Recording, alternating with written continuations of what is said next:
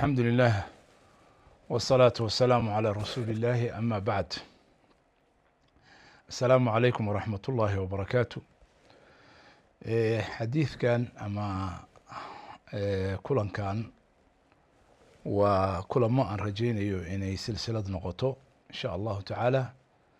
oo aan kaga hadlayo waxyaalihii u qabsoomay jaaliyadaha soomaalida markii dalka laga qaxay, gaar ahaan maraykanka iyo yurub iyo canada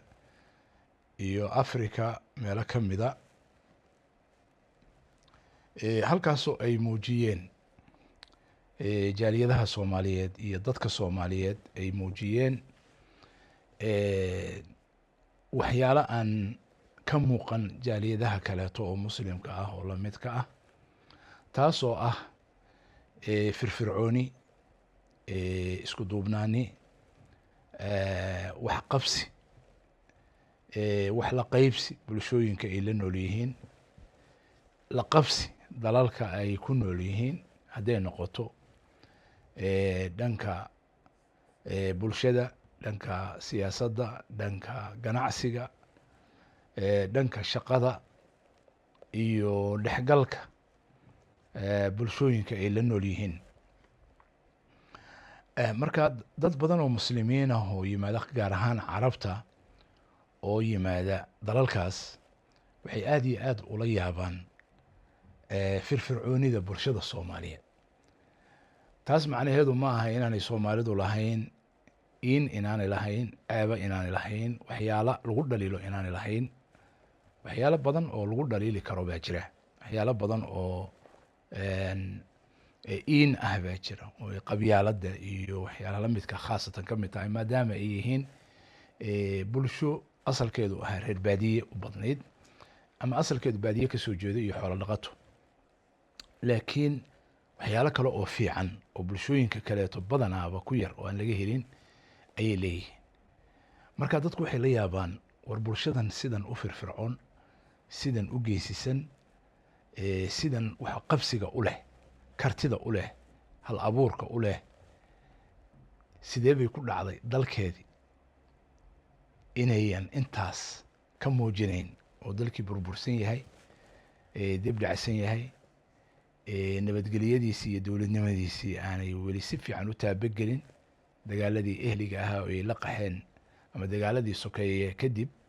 aanay si fiican u taabagelin. marka waa su-aal meesha imanaysa weye, asbaabo badan bayna yeelan kartaa, laakiin aniga hadda halkan waxaa iga husayo waxa weeye, maadaama aan ka mid ahaa dadkii bulshooyinkaas qurbaha ku dhex jiray, la shaqaynayey, ka dhex shaqaynayey, wax ka hagayey, hogaamintooda ka mid ahaa, hogaaminta bulsho baan ka hadlayaa, inaan ka hadlo bal waxyaalaha taariikhiga ah oo dadkan ay muujiyeen ama bulshadan ay leedahay oo wanaagga ah, oo dadnimada ah, oo kartida ah, taasoo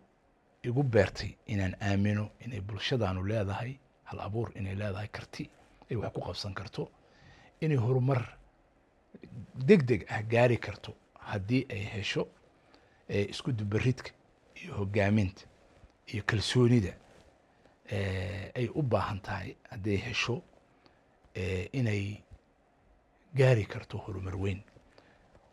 middaas aan ku qancay oo aan yani arkay oo muddo 30 sano ka badan aan kula noolaa bulshada soomaaliyeed, iguna qancisay oo aan aaminay inay tahay bulsho horumari karta, meel gaari karta, waxna qabsan karta hadday hesho isku dubaridkii iyo hogaamintii ay aamini lahayd oo ku kalsoonaan lahayd. haddii ay hesho inay tahay bulshada sababta ay dadku ula yaaban yihiin sida ay wax u qabsanayso si dhaqsi ah. yani bulshooyin badan baa jooga naga horreeyey qurbaha oo muslimiinta dalal badan ka yimi, ama dalalka carabta ha noqdaan ama dalalka muslimiinta ha noqdaan, laakiin bulsho iyadoo keligeed ah oo aan muslimiinta kaleeto wax la qaban, keligeed iyadoo ah waxqabadkaas weyn muujisa way yar tahay ama ma jirto. waana midda keentay inay dadku la yaabaan. masalan haddaan idhaahno dalalka masar ama falastiin ama suuriya ama ciraaq iyo dalalka la midka ah ama afghanistan ama bakistan ama bulshooyinka indiya iyo bulshooyinka la midka oo muslimiinta ah oo dalalkaas yurub iyo maraykan iyo canada iyo afrikadaba inta badan jooga. sababtu maxay tahay aanay keligood haddaanay bulshada kaleeto muslimiinta wax la qabsan ayaan keligood yani inay waxqabad intaa leeg muujiyaan ay u yar tahay. laakiin bulshada soomaaliyeed magaalo kasta oo loogu tago dal kasta oo loogu tago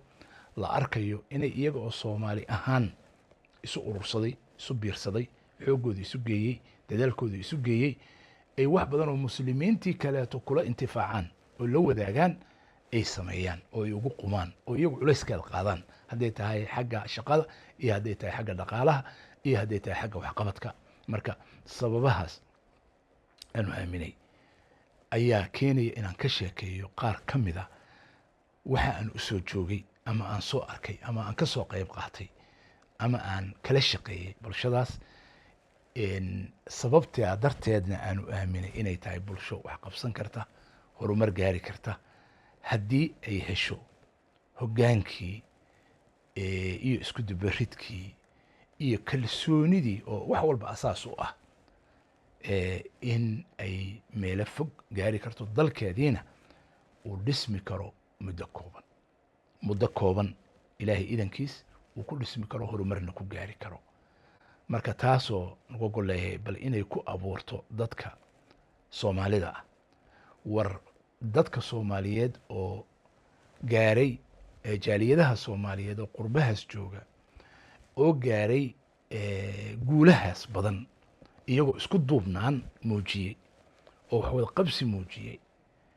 maxay uga dhici kari la'dahay dalka gudihiisii maxay uga dhici kari la'da maxay siyaasadoodii iyo maamulkoodii isugu maran yahay oo aanu wax 30 sano ama ka badan ama ka yar aanu horumarka ay jaaliyadahaas oo kale samaynayaan iyagoo yar oo aan dawlad ahayn oo dawladda ku dhex nool ay samaynayaan uu u samayn kari la'yahay dawladnimadoodii u samayn kari la'da. marka halkaas inay bal afka laisla feerayo laisla baaro ay nagu beerto bal inaan ka fikir maxaa ina haysta oo dalkeennii la hormari la'yahay la degi la'yahay la dhammaystirnaan kari la'yahay in halkaa marka ay ka soo baxdo sababta iyo gunta meeshay tahay meeshaan u soconno waa sheegi doonaa laakiin bal dadku inay kala soo baxaan insha allahu tacaala sheekooyinka aan halkan kaga sheekayn doono mid baan usoo qaadan doonaa daldal baan usoo qaadan doonaa insha allahu tacaala intii aniga aan ka hayo. dad badanna way igu dhiirigeliyeen waxyaalahan aad qorayso dad badani ma akhriyaan waxyaalahaad ka sheekaynayso ama meel muxaadaro ah ama meel hadal kaga sheekaysana dad badani ma maqlaan mana gaarto. marka waxaan jeclaan lahayn taariikhdaas yani geeridu meelay qofka usoo jirto ilaahay baa og wax badan oo dad badani aanu ogeyn inaad og tahay ayaana dhici karta bal waaba jirtaa. marka inaad dadkii soomaaliyeed u reebto oo dhaxal ahaan ugu reebto oo dhallinyaradoodii u reebto oo niyadda u dhisto inay yihiin dad wax qabsan kara inay yihiin dad hormari kara inay yihiin dad ummadaha kaleeto la sinaan kara ama ka hormari kara haddii ay la yimaadaan shuruudahaas aan sheegnay oo ah kalsoonida iyo hoggaanka iyo isku dubaridka wanaagsan oo daacadnimada ah iyo transparencyga iyo hufnaanta hadday intaa helaan dadka soomaaliyeed inay waxyaalo mucjizooyin u eg ay samayn karaan insha allahu tacaala. taasaan rajaynayaa waana sheekaana uga sheekayn doonaa si idinaan ugu daalin insha allahu tacaala. asalaamu calaykum waraxmat ullahi wabarakaatu.